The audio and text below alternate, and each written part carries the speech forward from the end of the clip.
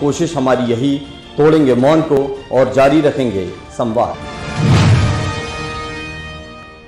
सांसद खेल महोत्सव में केंद्रीय नागरिक उड्डयन मंत्री ने की परंपरागत खेलों की शुरुआत।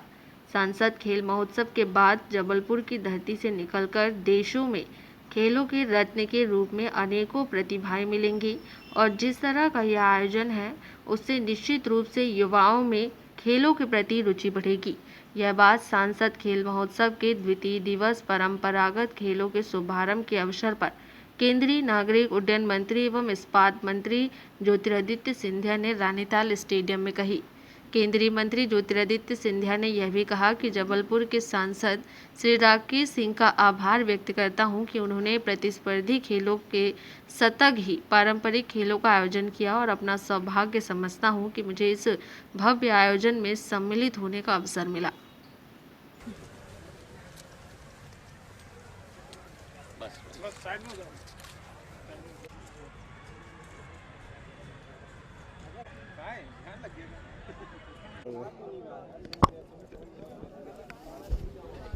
हाँ, पीछे निकलो।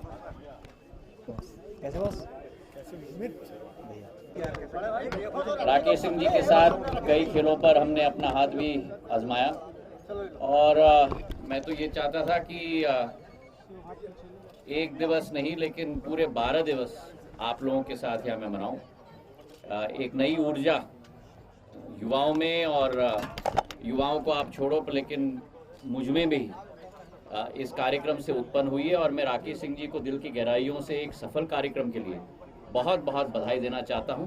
इससे नौजवानों में एक सकारात्मक सोच भी उत्पन्न होती है और आप सबको और सभी आयोजकों को मेरे तरफ से बहुत बहुत बधाई। और सबसे महत्वपूर्ण मेले खिलाड़ीगण, एक भव्य आयोजन हमारे भव्य और ऐतिहासिक जबलपुर में आयोजित किया जा रहा है और राकेश सिंह जी ने अपने भाषण में तो कहा ही कि प्रधानमंत्री जी का ये संकल्प कि अगर भारत को विश्व पटल पर विश्व गुरु के रूप में उजागर होना, नक्षत्र के रूप में उजागर होना होगा तो उसमें सबसे महत्वपूर्ण दायित्व हमारी युवा शक्ति की है। आज हमारे देश में, जिस देश में 135 करोड़ की आबादी, उस देश में 70% हमारी जनता 35 वर्ष के आयु से कम, मतलब 90 करोड़ जनता। अमेरिका की 3 गुना आबादी और यूरोप, संयुक्त यूरोप की 2 गुना आबादी हमारे देश में नौजवान पीढ़ी की।